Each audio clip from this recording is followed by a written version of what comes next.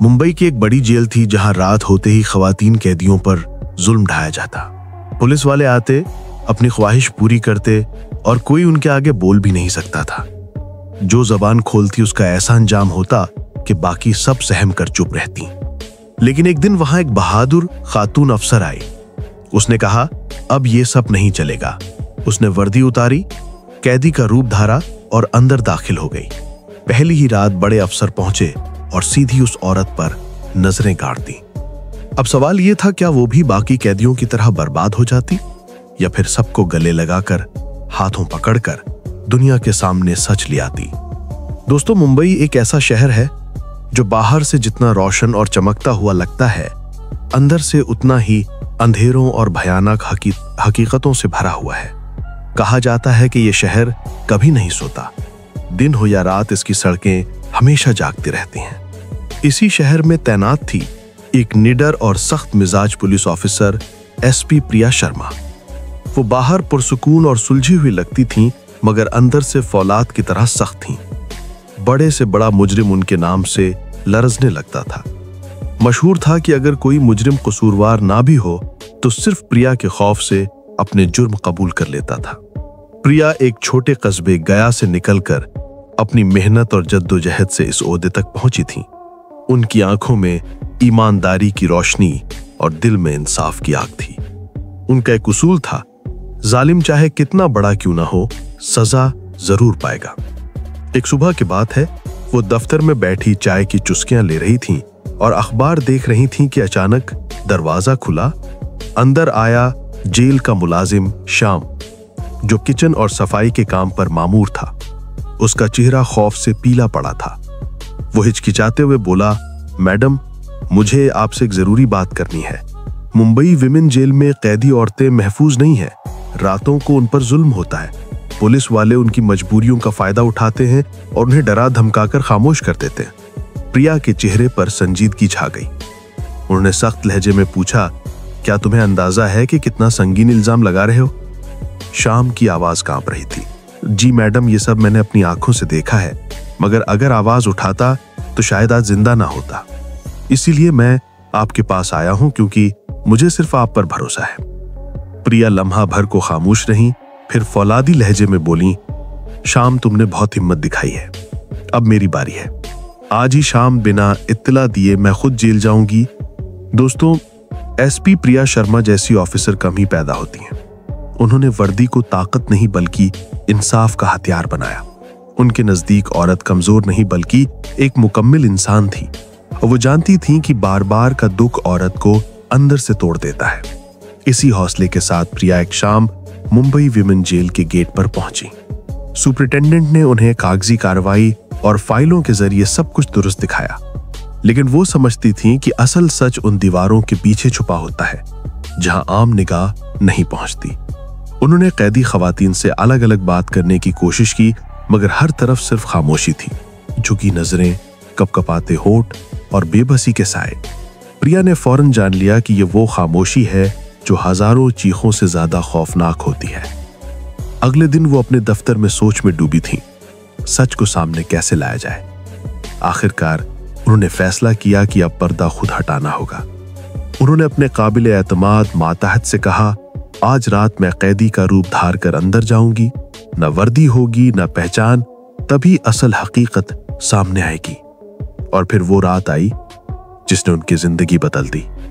18 मार्च जुमेरात रात के 9 बजे शहर में घुटन और जेल के आसपास लापरवाह पहरेदार।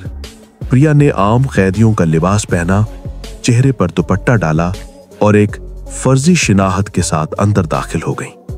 ये मिशन अंधेरे में अकेले चलने जैसा था। न सरकारी तहफ्फुज, न पहचान, सिर्फ एक अज़्म कि अगर सच सामने ना आया तो इंसाफ मर जाएगा। रात 10:30 बजे वो उस हिस्से में पहुंची जहां कैदी औरतें थीं। नमी ज़दा दीवारें, बदबू भरी हवा, दबी सिसकियां और बीच बीच में लाठी की आवाजें। कुछ औरतें जबरदस्ती नचवाई जा रही थीं, कुछ पर हाथ डाला जा रहा था और कुछ के चेहरों पर वो अजियत लिखी थी जो लफ्जों में बयान नहीं हो सकती।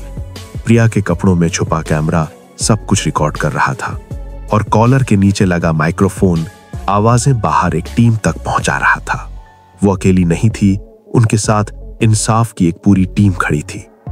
जैसे ही प्रिया कैदियों के बीच पहुंची, एक पुलिस वाला शक भरी नजर से उसके करीब आया और गुरूर से बोला, कौन हो? या पहली बार दिख रही हो? नाम क्या है? प्रिया ने नजरें झुकाकर नर्म लहजे में कहा, साहब मुझे आज ही यहां लाया गया है। इल्जाम चोरी का है, मगर मैं बेकसूर हूं। पास खड़े पुलिस वाले तंजिया हंसने लगे। एक ने कहा, हाँ हाँ, हर कैदी यही कहता है। प्रिया ने सुकून से जवाब दिया, मेरा नाम लक्ष्मी है। एक एहलकार ने हुक्म दिया, हमारे पांव दबाओ वरना अंजाम बुरा होगा। प्रिया ने फौलादी लहजे में कहा, मैं सजा भुगतने आई हूं, गुलामी के लिए नहीं। यह सुनकर माहौल में तनाव फैल गया। एक अफसर ने चीख कर कहा, ज्यादा जबान चलाती है, अभी ऐसी कोठरी में डालूंगा कि जिंदगी भर याद रखेगी।